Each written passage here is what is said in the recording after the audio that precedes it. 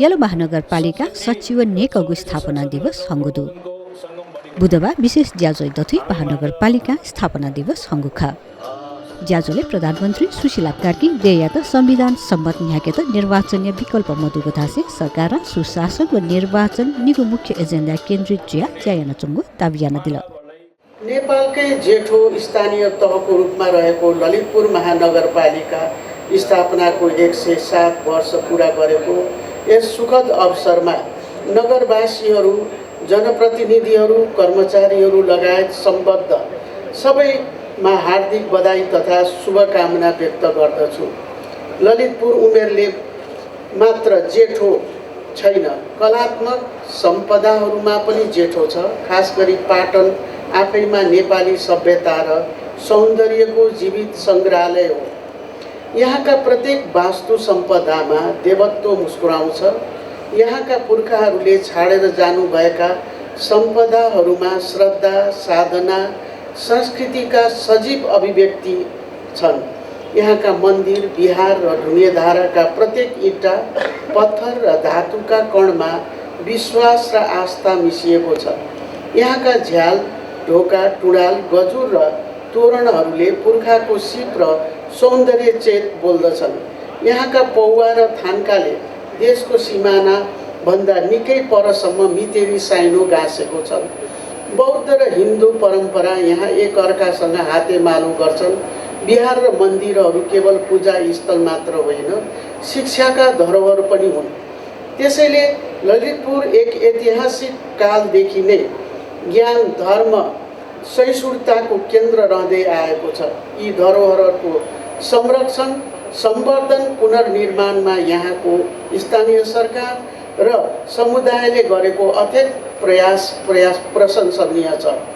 अन्तर्राष्ट्रिय स्तरमा समेत प्रसिद्ध रहेको सबैभन्दा लामो जात्राको रूपमा परिचित श्री रातो मच्छिन्द्रनाथको रथ जात्रा लगायत सम्पूर्ण सम्पदा तथा कला संस्कृतिको संरक्षण ललितपुरले जसरी गरिएको छ त्यो देशका अरू समुदायका लागि पनि अनुकरणीय छ।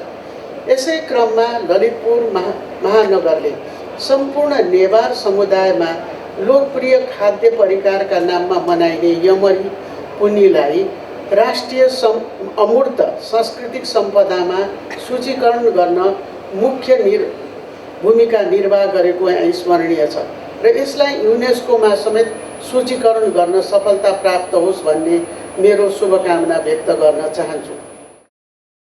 ज्याजोले यला महानगरपालिका मेयर चिरीबाबु महर्जन, उपमेयर मञ्जली साक्य वज्राचार्य लगायत नवाना दिएको खा। सबैभन्दा पहिला म सम्माननीय प्रधानमन्त्री प्रति आभार व्यक्त गर्न चाहन्छु। अस्ति मैले बलवतारमा गएर उहाँलाई मैले निम्तो दिन गएँ। मेरो निम्तोको उद्गार सिद्धेकै थिएन। ललितपुर महानगरपालिकाको 107औं स्थापना दिवस अर्थात् ह्याप्पी बर्थडेमा सम्माननीय प्रधानमन्त्रीज्यू आइदिनु पर्यो भनेर मेरो वाक्य पुरा भएको थिएन। उहाँले म आउँछु, ल आदर्शजी लेखिहाल्नुहोस् भनेर उहाँले लेखाउनु भयो र हामीलाई निकै खुसी पारिदिनु भयो। त्यसको निमित्त मैले सम्माननीय प्रधानमन्त्रीज्यूलाई ललितपुर महानगरपालिकाको तपाईँ हामी मात्रै होइनौँ, यहाँको लगभग 3 लाख स्थायी जनताहरूको तर्फबाट पनि मैले उहाँलाई हार्दिक धन्यवाद ज्ञापन गर्न चाहे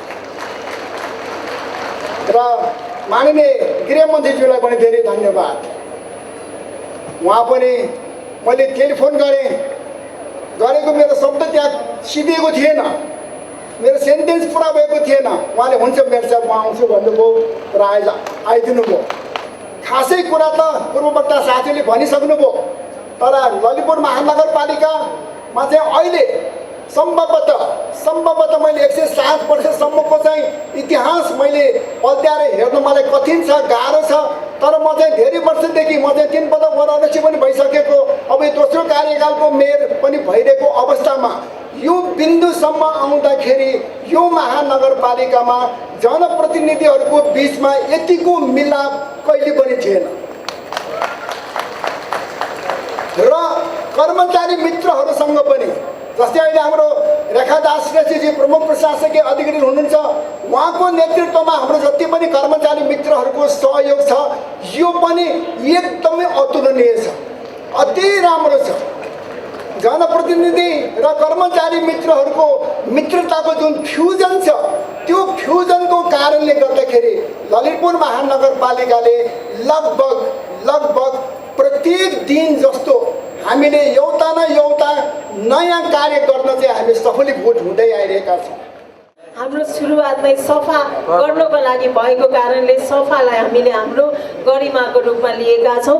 सबै मिलेर हामी सरसफाइमा ध्यान दिउँ भन्न चाहन्छु र आज पनि हामीले यो सरसफाइलाई अब सेग्रिगेसनमा जानुपर्छ, हाउस होल्डमै सेग्रिगेसन गर्नुपर्छ भन्ने कुरालाई लिएर आज उद्घाटन पनि हुँदैछ। हाम्रो घरभित्रैबाट कम्पोस्टिङ र कम्पोस्ट नहुने चाहिँ फोहोरलाई हामीले प्रशोधन गर्न नमिल्नेलाई छुट्याएर अबको दिनदेखि गर्ने भनेर महानगरपालिकाले आज त्यसको पनि शुभारम्भ गर्दैछ। यो खुसीको अवसरमा पनि यहाँ सबैलाई हार्दिक बधाई भन्न चाहन्छु र सबैले मिलेर यो महानगर यहाँसम्म पुगेको छ। महानगरपालिकाको पूर्वाधारको विषयमा, महानगरपालिकाको विकासको विषयमा, समृद्धिको विषयमा, महानगरले गरिरहेको हरियालीको विषयमा, महानगरले जनताको आवाजलाई सुनिरहेको विषयमा, जनताको मौलिक हकको विषयमा हामीले जति काम गरिरहेछौँ त्यो कामको विषयमा धेरै हामीले व्याख्या गर्न जरुरी छैन, प्रत्यक्ष रूपमा यहाँहरूले अनुभूत गर्नुहुन्छ भन्ने हामीलाई लाग्छ। र प्रतिवेदनको रूपमा पनि प्रगति प्रतिवेदन आज हाम्रो चाहिँ कर्मचारी मित्रहरूको तर्फबाट यहाँहरूलाई अहिलेसम्म महानगरले गरिरहेका मुख्य कामहरूको गतिविधिको विषयमा पछि सुनाउने नै छौँ।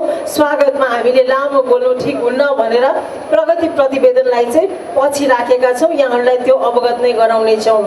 यो समृद्ध महानगर, यो सांस्कृतिक महानगर, यो सम्पदाको महानगर कायम गर्नमा थुप्रै पुर्खाहरूको पनि योगदान रहेको छ र यसको गरिमा अझ बढाउनको लागि हामी सबै एकताबद्ध भएर लाग्न अत्यन्त जरुरी छ।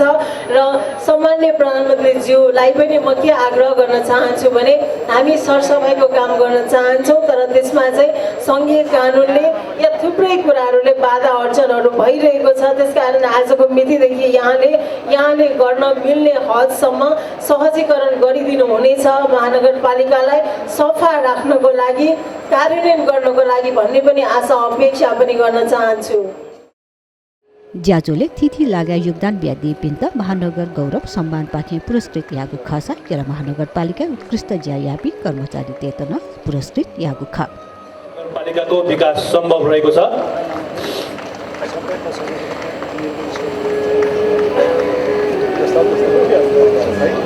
कराटे खेलाडी र प्रशिक्षक Ravi Maharjan black belt first dan karateka हुन्। त्यसै गरी नारायण देवी प्रधान वडा नम्बर 20 का हुनुहुन्छ। कला र नृत्यमा शक्ति पत्र जस्ता मानव पदवी समेत हासिल गर्नुभएको थियो, उहाँलाई धेरै धेरै बधाई।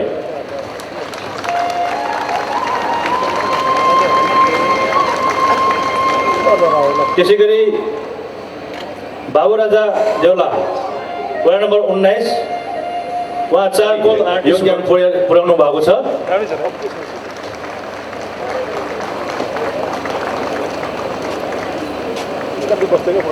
त्यसै गरी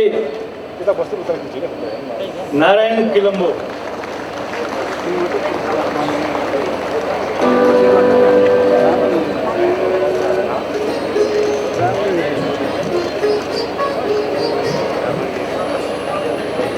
त्यसै गरी धीरेन्द्र राज श्रेष्ठ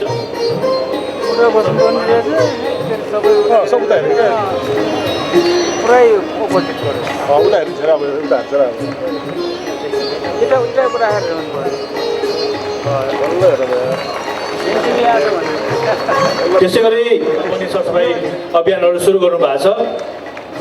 अब आउने हप्ता उहाँहरूको 100-279 हप्ता हुनेछ।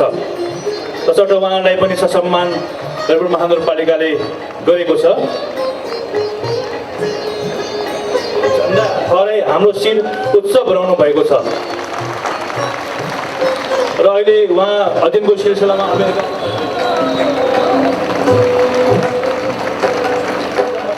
एउटा सरसफाइ सम्बन्धी पनि हामी एउटा नयाँ